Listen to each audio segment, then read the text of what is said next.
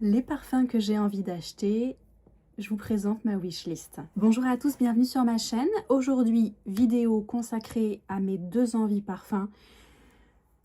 C'est ça qui est beau avec la parfumerie, c'est que parfois on tombe amoureuse de parfums qui n'ont rien à voir, qui sont à l'opposé l'un de l'autre, qui représentent des univers totalement différents, qu'on a envie de mélanger quand même et qui procurent des émotions fortes.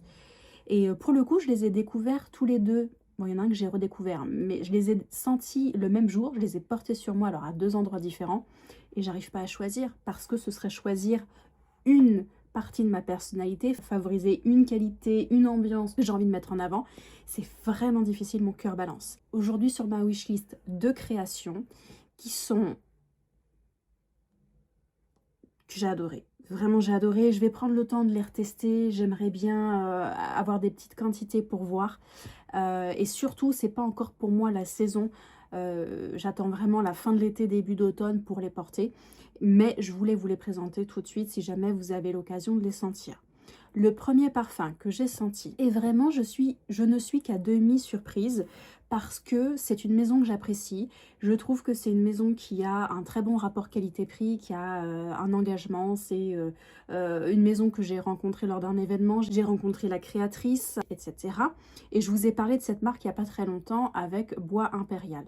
En l'occurrence, l'un de mes muscs propres préférés, c'est le musc d'Essentiel Parfum en eau de parfum. C'est un musc que j'ai revendu parce que je le portais pas assez et que ces odeurs un peu de propre, c'est pas que je m'en lasse, mais ce n'est pas vers ce type de création que je me dirige tous les jours. Mais je reconnais que c'est l'un des muscles les plus beaux, les plus aboutis et les plus équilibrés quand on recherche quelque chose de propre, qui a quand même une petite personnalité. Si vous ne le connaissez pas, je vous invite à aller le sentir. Là, pour le coup, j'ai découvert la version extrait qui est sortie il n'y a pas très longtemps. Et c'est une... Alors moi j'adore le flacon, déjà je le trouve très confidentiel, je le trouve très boudoir et on a envie de le mettre dans sa trousse de toilette. C'est une version extrait qui est un peu différente, beaucoup plus dans mes goûts personnels parce qu'elle est épicée, charnelle, sensuelle. Elle est beaucoup plus originale et beaucoup moins propre blanc que le musc. C'est une version que j'apprécie particulièrement. Excellente tenue, diffusion plutôt moyenne je dirais, mais pour un musc en extrait, je pense que plus ce serait trop. Et en fait, en allant regarder les notes, la description plus élaborée sur le site internet, franchement, j'ai été du coup moins surprise parce que dans cette version, il y a de la cannelle, il y a du santal, il y a du vétiver, de l'ambrofix et il y a de la cire d'abeille. Et c'est vrai qu'on a cette sensation de musc beaucoup plus charnel, légèrement plus animal. C'est défini comme un musc de nuit, mais c'est un musc qui a vraiment une personnalité et je pense que quand on le porte, à mon avis, ça ne doit pas laisser indifférent quand on dit bonjour à quelqu'un, qu'on se rapproche d'une personne. C'est un musc qui m'a donné envie de faire peau à peau, d'être collé sur moi. Donc je sais qu'il est très apprécié, j'ai été voir les avis, il a eu un très bon accueil. Et c'est une référence que je me garde vraiment pour les températures quand elles ont commencé à baisser, parce que je pense que ça peut être vraiment magique. Donc le musc extrait essentiel parfum, il est dans ma wishlist qui est très courte, vous allez le voir. Le deuxième parfum que j'ai envie de mettre dans cette wishlist, pareil, j'attends la baisse des températures, milieu d'automne, début d'hiver, et ça va dans mon envie d'associer des odeurs à des endroits géographiques que j'apprécie, vers lesquels je me redirige souvent. Moi, je suis une créature plutôt d'habitude. J'aime découvrir un endroit, j'aime y retourner plusieurs fois, et j'aime voilà, avoir mes marques, avoir mes endroits préférés. Et je suis pas une très très grande aventurière, même si il y a pléthore d'endroits à découvrir dans le monde. Je sais aussi ce qui me correspond et j'étais beaucoup plus aventurière plus jeune. J'ai fait des voyages à la route, etc. Aujourd'hui, j'aime retourner dans des endroits où je me sens bien, où je peux vraiment me détendre et ne pas passer toute mon énergie dans la découverte. C'est personnel, ça changera peut-être, mais aujourd'hui c'est ce que je ressens. J'ai besoin d'avoir un apaisement. Et il y a la montagne qui m'apaise beaucoup, la montagne hiver comme été. les sensations de plein espace, de froid, de neige, d'âtre, de cheminée. Et c'est une sensation que j'aime beaucoup et que j'avais associée il y a quelques années au parfum d'intérieur, la maison écossaise de Serge Lutens, dont je vous ai vraiment plein de fois parlé. Je ne l'ai pas racheté parce que bon, voilà, ça a un certain coût et que j'ai fait d'autres découvertes depuis, mais c'est une super odeur d'intérieur si vous aimez ces odeurs un peu de cognac ambré avec cette sensation hivernale, magnifique. Et il y a un parfum qui m'y fait penser. Et alors pour le coup, il y a certaines personnes qui n'arrivent pas à le mettre sur eux.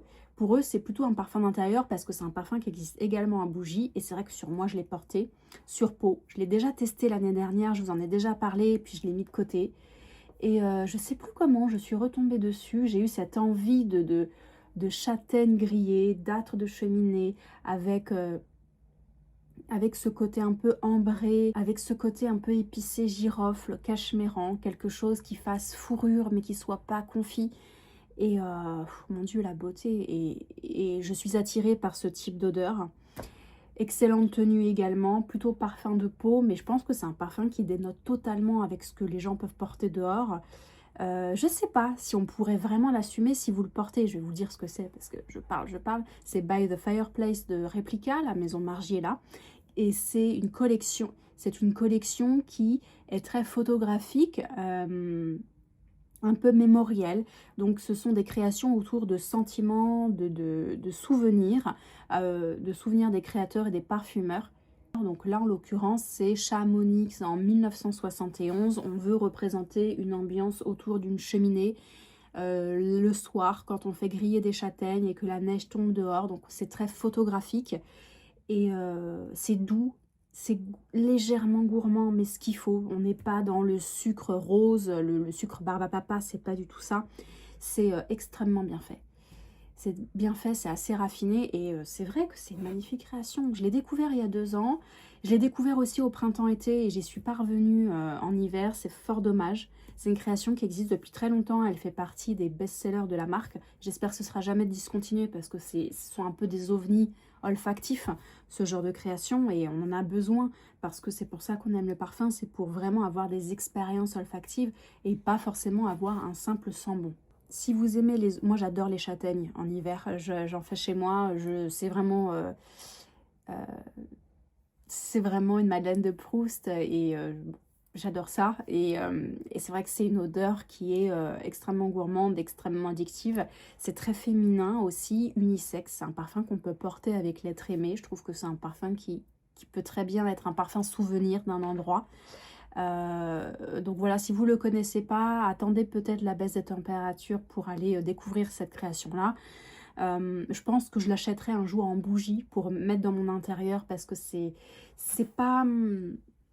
les châtaignes, c'est pas la noisette, c'est pas l'amande, c'est pas... c'est vraiment une odeur particulière. Et c'est vrai que les châtaignes, c'est très...